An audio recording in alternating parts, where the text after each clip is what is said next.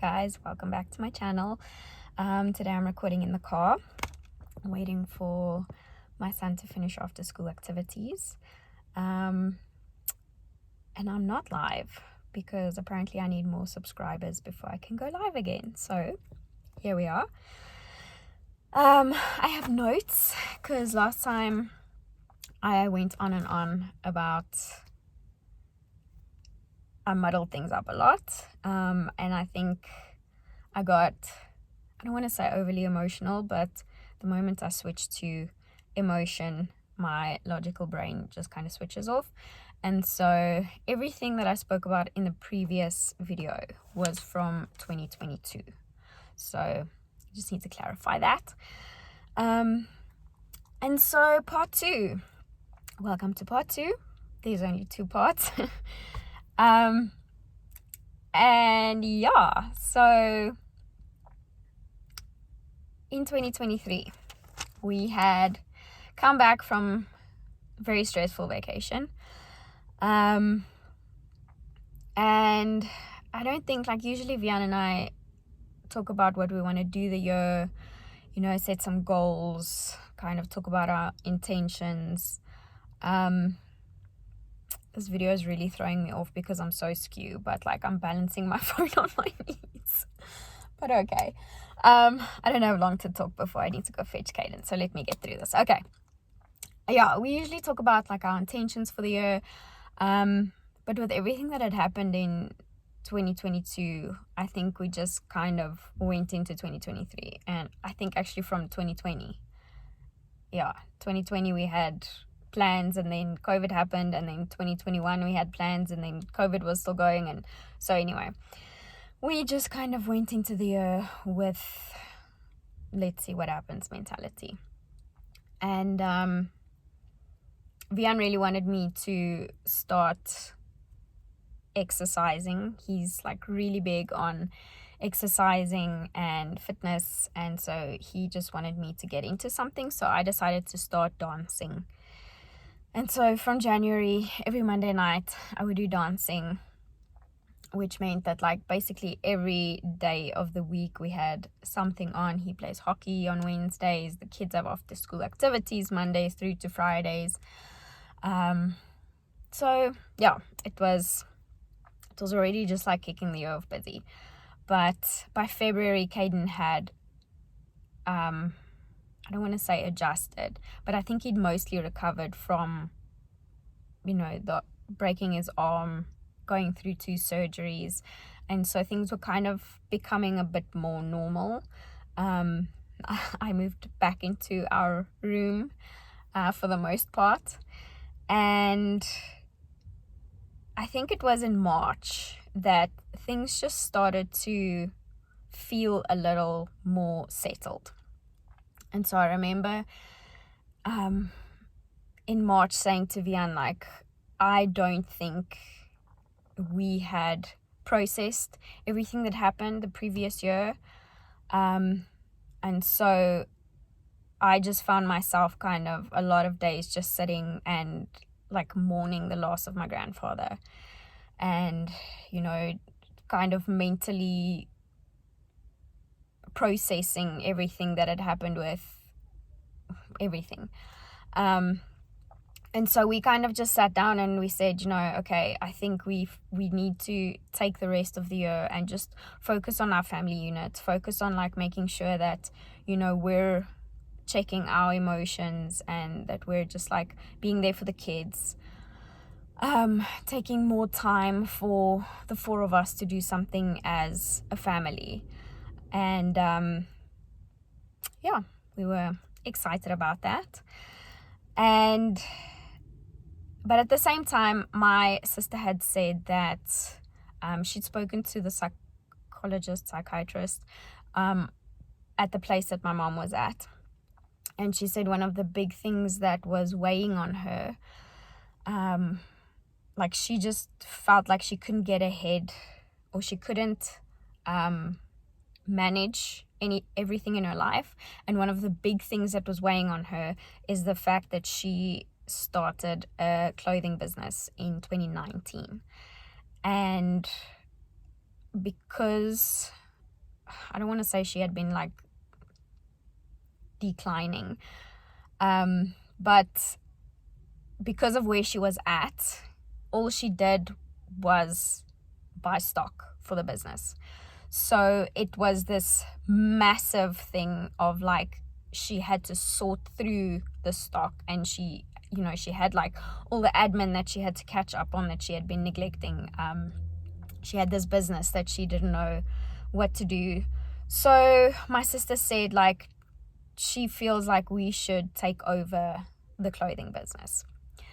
And I remember so clearly saying to her like, I don't have the capacity, but I feel like it's something we should do. Also, like, keeping in mind she just had a baby, so she's like, I don't have capacity, I've got a newborn baby and a 3-year-old. So we decided, okay, we're going to do that. So in March we started sorting through, we basically started cataloging and pricing, and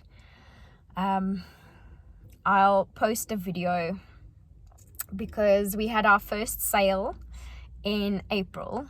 So my parents had a house that was bought with the intention of it being a studio. It was actually the house that we had our family business running from. And then when the business was sold, my mom bought the house with the idea that it's going to be the studio for the clothing business. And so we had the house, we had the space set up, and we just needed to sort the clothes. There were railings and everything. And so my sister and I, like, in March, jumped into that and decided that we'd have our launch sale on the 1st of April. In the last week of March, my mother-in-law went for a checkup, and they found growths that had to be biopsied.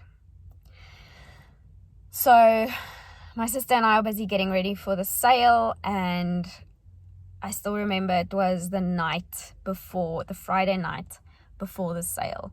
Vian said, like, listen, everyone's going over to my parents' house, just to like be there for my mom, to support her.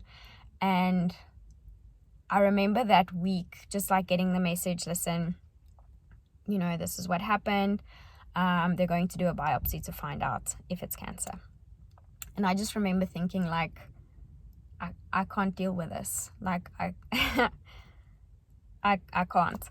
And so I was actually really grateful that I couldn't go with the night that they went to my mother-in-law's house.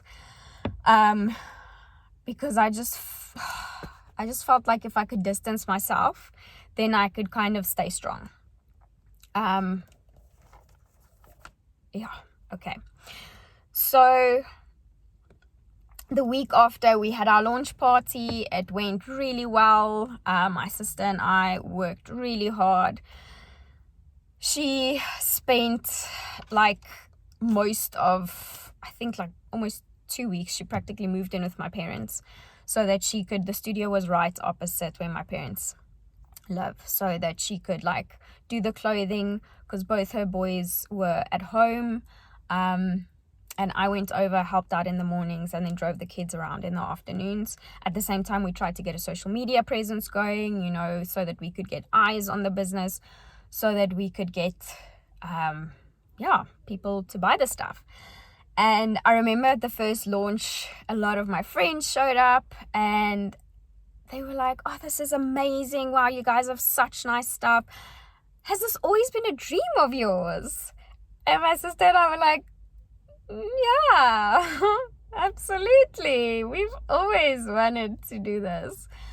And I remember being told by some of my friends that I'm such an inspirational entrepreneur, and where do I get the ideas to just like launch these businesses? And I was like, this is not really by choice. But yeah, I think if you know me, I always try to be real with people. if I feel safe. And so it was really hard for me to be like, yeah, you know, my sister and I just decided that we're gonna do this. But yeah. Okay, anyway, so the week after we had our first sale, my body literally went into a crash. I think it was just from obviously all the stress, the fact that at this point, yeah, I don't think I was sleeping at all. I'd go to bed at like 2, get maybe 3 hours sleep, also like very broken sleep. And so my cousin got married on the 7th of April, and I was so sick. I think the last time I was that sick was when I had COVID. I was so sick that Vian actually said to me, like, are you sure you must go to the wedding? And I'm like, she's only going to get married once, so I'm not going to miss it. But anyway, I went to the wedding. Everyone was like, guys, like, you'll see the photos. You'll see the photos. No, you won't. Okay, I'll see if I can edit some photos in here. But like, my hair looked terrible because I didn't know that you can't put mousse in dry hair. So my hair was just not doing the things that day. Obviously, I was sick. I felt stiff. So I just put some mousse in to try and give it body. And what it did is that it made my hair look like little tokies. And everyone was like, you look terrible. And I'm like, well, then I look how I feel, because like I feel like I'm on death's door. But anyways, I think that was just my body's way of saying, like, listen, you're not okay. You need to just like take a break, chill, sort some things out. But I mean, I couldn't. There wasn't that option at that point. So on the 19th of April, we found out that my dad was in remission, which obviously was like a breath of fresh air. But I think it was just after that we found out that my mother-in-law had cancer. So it was like, okay, great. Now we have to just, you know, whatever we had, whatever talk we had about just like taking time for the 4 of us, we can forget about that. We need to show up and be there for other people. So on the 22nd of April, I remember this was like really the first day that I could almost like in all aspects feel that I was not keeping it together anymore. We had my sister-in-law's birthday party, just us family. We met up at Irene Dairy Farm and we had a breakfast. And I just remember heading up to that day, I didn't want to be there, because before that also, like, some conversations were had about us not showing up in the way that they felt we should. And I know that we had not shared with them everything that had happened the year before, everything that was going on, everything that we were dealing with. But I think both Vian and I always feel like we give our everything. Like, even when it's uncomfortable, even when it's, you know, if we're needed, we show up. And so that was really hurtful. And so on the day, I remember kind of like not wanting to be there, not because we didn't want to celebrate my sister-in-law, obviously. It was just, it was so much and we were so tired. And the day before that was my nephew's birthday party. And so Vian couldn't go. I can't remember why. I think he was working or he had a function on or something. So the kids and I went through. And then the Saturday we had my sister-in-law's thing. And I remember when everyone left, I just said to Vian, can we just hang back and just, you know, just spend some time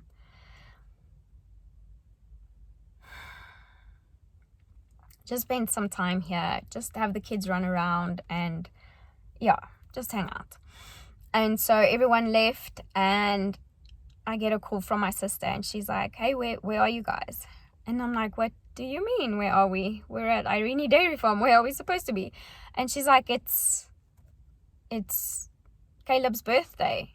And I'm like, yeah, but you said that we should come either Friday or Saturday, and we came Friday, so we're not coming today.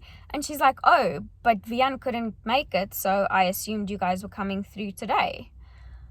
And I just remember in that moment, everything in me being like, okay, cool, we have to drop everything now, and we have to go, and we have to be at this party. And I was just like, I can't do it. I can't. So I was like, I'm sorry, we're not going to come through. Yeah, that's that's it. And I remember feeling so guilty. Just at this point, I think I was feeling guilty about everything. Like, I'm not showing up enough for my in-laws. I'm not showing up enough for my family. Not showing up enough for the kids. I felt like at this point I was functioning at such low emotional and mental capacity that I just had nothing to give to anyone.